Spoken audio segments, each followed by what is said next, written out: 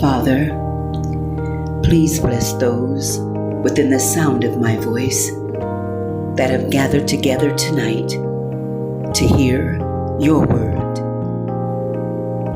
Genesis chapter 39, Joseph's success in Egypt. New King James Version. Now, Joseph had been taken down to Egypt, and Potiphar, an Egyptian officer of Pharaoh, the captain of the bodyguard, bought him from the Ishmaelites who had taken him down there. The Lord was with Joseph, so he became a successful man, and he was in the house of his master, the Egyptian. Now, his master saw that the Lord was with him, and how the Lord caused all that he did to prosper in his hand. So Joseph found favor in his sight and became his personal servant, and he made him overseer over his house, and all that he owned he put in his charge. It came about that from the time he made him overseer in his house and over all that he had owned, the Lord blessed the Egyptian's house on account of Joseph. Thus, the Lord's blessing was upon all that he owned in the house and in the field.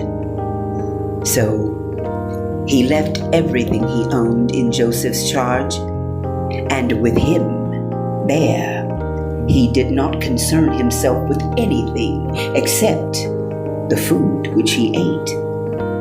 Now, Joseph was handsome in form and appearance. It came about after these events that his master's wife looked with desire at Joseph, and she said, "Lie with me." But he refused and said to his master's wife, "Behold, with me here, my master does not concern himself with anything in the house, and he has put all that he owns in my charge. There is no one greater in this house than I, and he has withheld nothing from me except you, because you are his wife. How then could I do this great evil and sin against God?" As she spoke to Joseph day after day, he did not listen to her to lie beside her or be with her.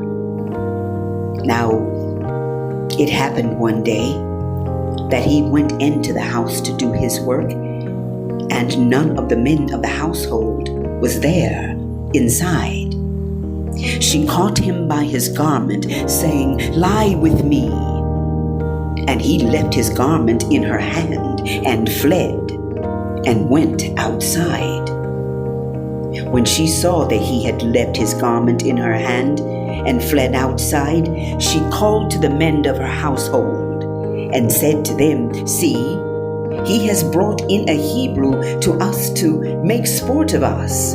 He came in here with me to lie with me, and I screamed. When he heard that I raised my voice and screamed, he left his garment beside me and fled and went outside." So she left his garment beside her until his master came home.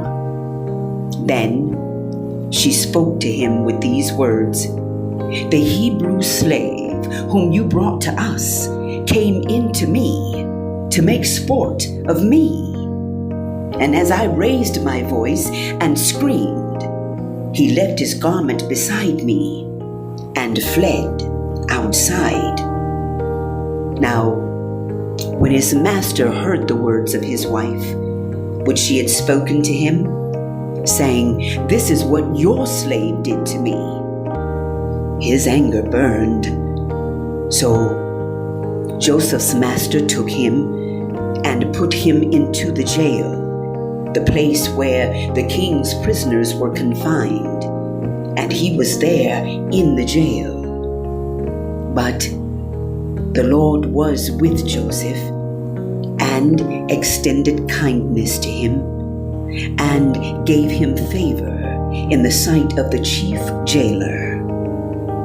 The chief jailer committed to Joseph's charge all the prisoners who were in the jail, so that whatever was done there, he was responsible for it.